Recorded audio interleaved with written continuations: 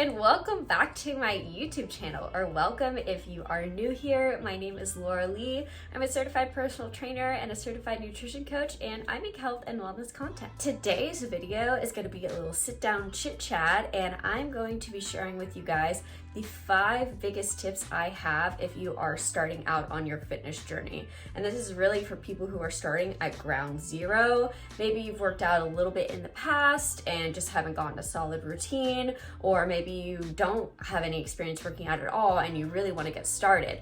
This is the video for you. This is probably one of the biggest questions I get asked all of the time is, how do I start my fitness journey? And I get this from a lot of my new clients that join my one-on-one virtual coaching program is, where do I even start? I'm so overwhelmed. How do I even start this journey? So I hope by sharing these 5 big tips with you that this is going to really help jumpstart your fitness journey and help you build some sustainable fitness habits that are going to be able to stick with you for the rest of your life. So go ahead and grab a notepad and a pen so you can take some notes, grab a snack, grab a drink, and let's get into it. So the first tip, this is when you're just starting out on your fitness journey, this is the first part where you begin, is you are going to pick 2 to 3 fitness goals. You don't need to pick a ton of goals. You don't have to do this all at once. Start out with 2 to 3 goals, and the way you're going to define these fitness goals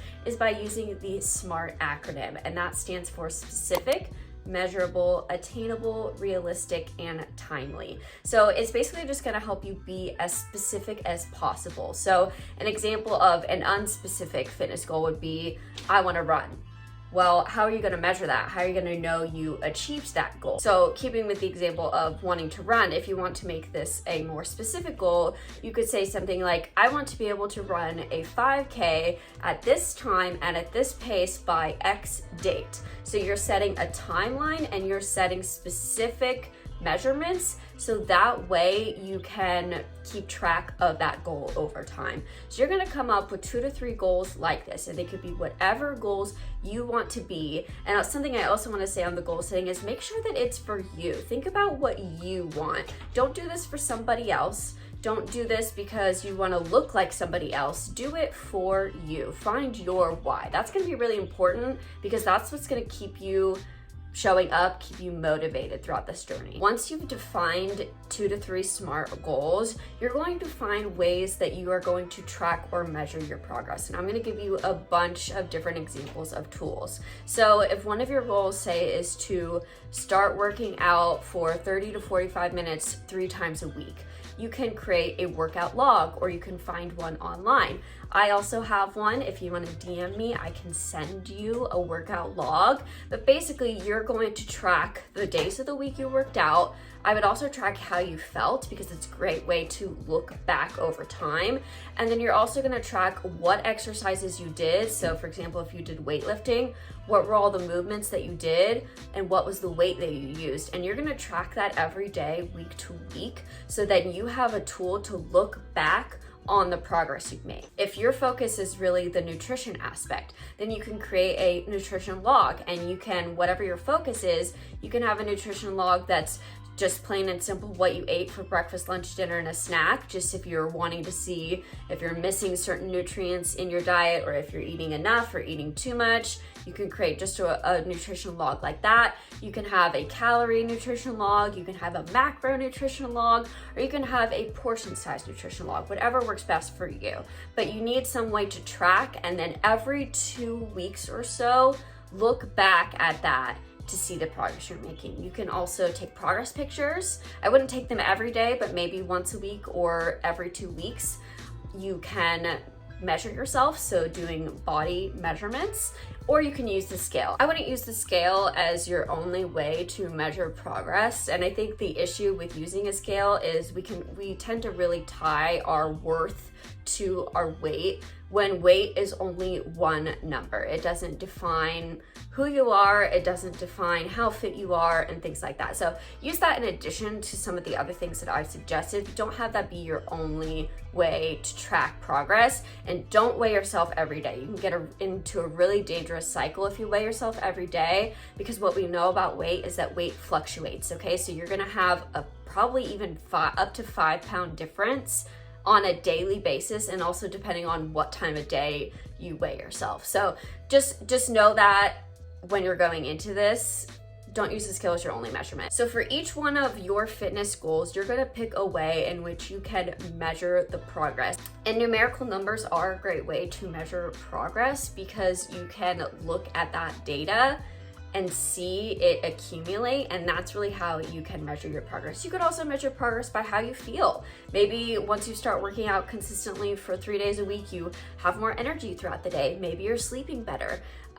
Maybe your joints feel better. So there are other ways to measure progress that are qualitative rather than quantitative, but quantitative is really awesome to see just a visual way of you making progress throughout your journey. So you've come up with your 2 to 3 SMART fitness goals, and you've come up with a way to measure and track your progress for each of those goals.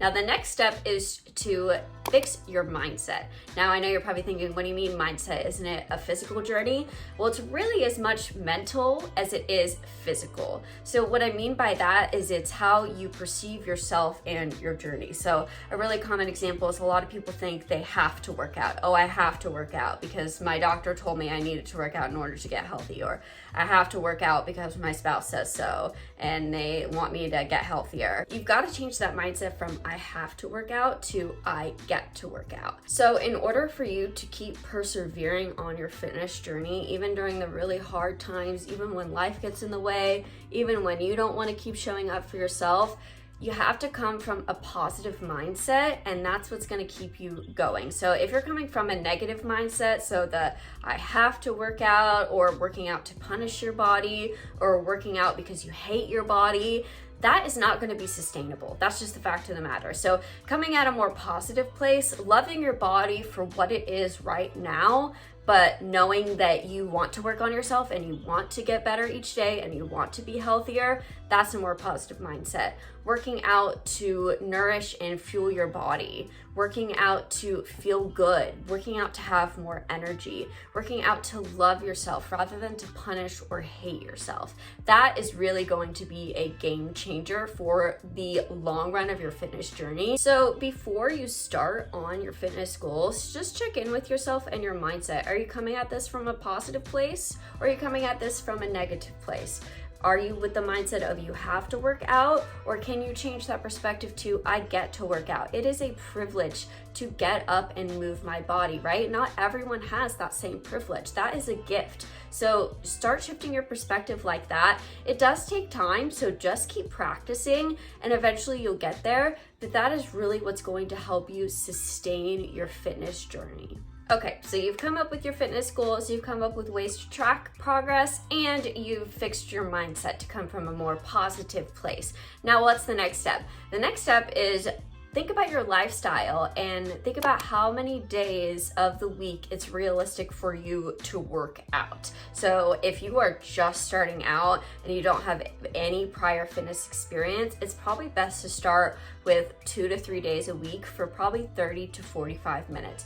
You will see results if you work out for 3 times a week, 30 to 45 minutes, and you can slowly increase that over time. But you really want to make sure it's realistic to your lifestyle. So if you have kids and you have to take them to soccer practice or extracurricular activities after school, if you have a really crazy work schedule, it's got to be realistic to your lifestyle, because if it's too unattainable, then you're going to set yourself up for failure, and we don't want that. So figure out how many days a week you can commit to working out. Schedule that in your planner and make it a non-negotiable. If you write it down and schedule it in a time you know that you're available consistently throughout the days of the week, then you are going to show up for yourself. But if you don't plan it, say something comes up with work and you have to stay longer, things like that, then you're gonna not be able to be as consistent. So you really want to make sure that you plan it in a part of your day where you know you're available. Schedule it in your calendar so that things can't be scheduled over it. lay out your workout clothes the night before so that you can just get up, put your clothes on, and go. Now, the other part of this is finding the workout that you actually want to do. One of my biggest mottos in my personal fitness philosophy is to find the joy in fitness. Now, I know some people may not really get that and they think, well, exercise isn't fun.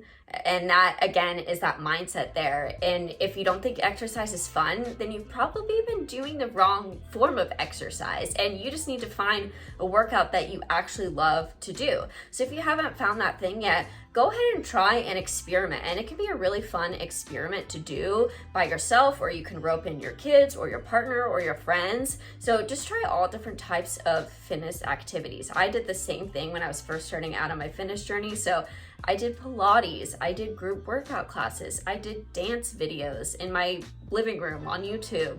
I did running, I did cycling. So just try a bunch of different activities and see what works for you. But I promise you that you're gonna have that light bulb moment when you find the thing that you truly love to do. That's what personally happened for me when I started my fitness journey and trying to find an exercise routine that I actually loved. I tried a bunch of things, and then I randomly one day did a hotel gym workout with my boyfriend. We did upper body, and I will never forget the way that I felt, how strong and confident I felt, and how I just wanted to do it again. And that was my light bulb moment that this was my thing. And weightlifting does not have to be your thing. It is a great way to burn fat and build muscle and get that lean physique that a lot of people strive for. So if you're interested in that, you can do that, but truly find the workout routine that you love to do, and that's gonna help you consistently show up even on the days where you're tired, you're busy, or you just don't want to.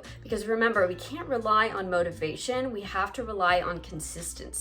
And when it's something that you truly love to do, even if you're like debating skipping it, you're gonna go, oh, but that really makes me feel good and I love it. And then you're gonna get up and go do it. Next step, after finding out how many days a week you can work out and what the workout is that you want to do, you are going to write yourself a workout plan. Or if you don't feel comfortable enough doing that, if you don't have the knowledge quite yet to do that, that's okay. My best recommendation to you is honestly to hire an online fitness coach, or if you cannot afford that at this time or don't want to do that, there are a ton of fitness creators that have the background and knowledge and certifications and have workout guides available, or they have apps. I have personally used the Sweat app and used the Power program within that by Kelsey Wells. That was what I did first starting out in the gym. That's really where I learned my foundations. It's a great program and I highly recommend it, and it's super affordable. Now, the thing about an online coach that I love is that it's accountability. So a lot of the times an online coach will be checking in with you weekly via email, text message, or even over Zoom to say, hey, are you getting in your workouts? Are you logging your workouts? Are you filling out your nutrition log? So if you are someone that really needs that accountability partner, an online fitness coach is great to have, and they can really set you up for success on your fitness journey and really help you establish these fitness habits and routines that will stick with you for the rest of your life. So even if you're hesitant to hire an online coach, I say why not try? Why not just see? A lot of the times online fitness coaches will also offer like a free one-on-one Zoom call just to chat, and you can learn their fitness philosophy. You could see if their personality is a good fit for you, and you could see if virtual coaching is right for you and learn more about all that comes with that. Honestly, virtual coaching, I like personally better than in-person personal training because you're getting a lot more than just the in-person personal training, but it is different. So I say if you're interested, find out if it's right for you. Why not? Take that chance. Look up your favorite fitness influencer, see if they offer online coaching. I offer online coaching. If that is something that you're interested in, you can send me a DM or Instagram or email me, and I'd be happy to chat with you. But it's really great to have an accountability partner and someone checking in with you and also giving you some tips and tricks along the way for when life gets hard, when you get super busy, or if you just have questions. But also, if you're interested in me making a sit-down video on how to to create a workout plan and routine, let me know and I can certainly do that. So leave a comment down below if you are interested in learning about how to write your own workout plan. Okay, so what do you do next when you've figured out your workout routine, you have your plan, and you're ready to go?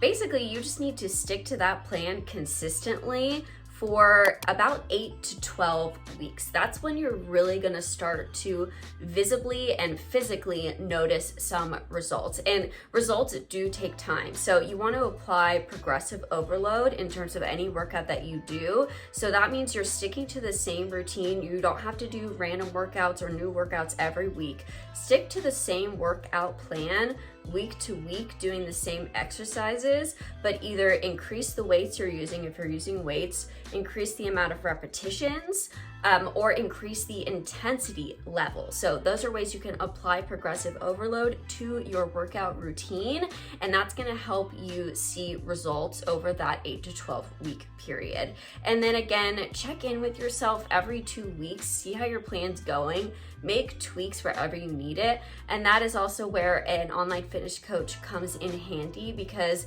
they could make tweaks to your plan if you need to make any adjustments. And once you've made it to that 12-week mark, you can look back on however you chose to measure your progress, and chances are you're going to be able to see statistical progress, statistical data that's going to show you the progress you've been making with whatever you were measuring. If you chose progress photos, you're probably going to be able to see that difference from week 1 to week 12. So check in and see that difference, and also celebrate that you made it that far, that you were able to work out and show up for yourself consistently for 12 weeks. That is progress in itself, especially if you are starting from a place in which you have not really worked out previously. So if you made it this far into the video, I do have a little bonus tip for you guys if you're sticking around. And that's that in order for your fitness routine to be sustainable over a long period of time, right? You're in this for the long haul. This is not a quick fix. This is not a short-term solution. You are doing this for life. And that means that your fitness routine has to be flexible and it has to have balance. You need to be able to go out and live your life. Go on vacation and take a week off of working out. Go out to drinks with friends, have your favorite ice cream, at the end of the night. You need to have balance, because if you're too rigid, if you're too restrictive on yourself, it's only going to make it that much harder to stick to. So you have to be flexible. There's going to be periods of your fitness journey where you don't get all your workouts in, or your nutrition isn't great, or you can't show up for yourself because life gets in the way. And you have to know that that's okay. You have to be kind and compassionate to yourself and give yourself a little break, because this fitness journey is not about being perfect. Perfectionism in fitness doesn't exist. So it's not about being perfect, it's about progress, and it's about long-term progress. So while yes, the key to sustaining your fitness journey is consistency, just don't put too much pressure on yourself if you happen to fall off the wagon. I kind of hate that term, or you get off track. The best thing you can do when that happens, when you mess up or there's a blip in your fitness journey, is just to get right back on. Don't beat yourself up about it. There's no point in being hard on yourself or beating yourself up over something that already happened that's in the past. Focus on what you can control right now, moving forward, and just move on, because life happens and no one is perfect on their fitness journey, I promise you. All right, so those are my top tips for starting your fitness journey. I hope this video helped. Give it a thumbs up if it did. Subscribe to my channel for future fitness content, and leave a comment down below and let me know if you like these sit down chatty style videos, or if you like the vlog style videos better. And make sure to follow me on Instagram and on TikTok for daily real-time updates from me and health and wellness tips. And I will see you guys in the next one.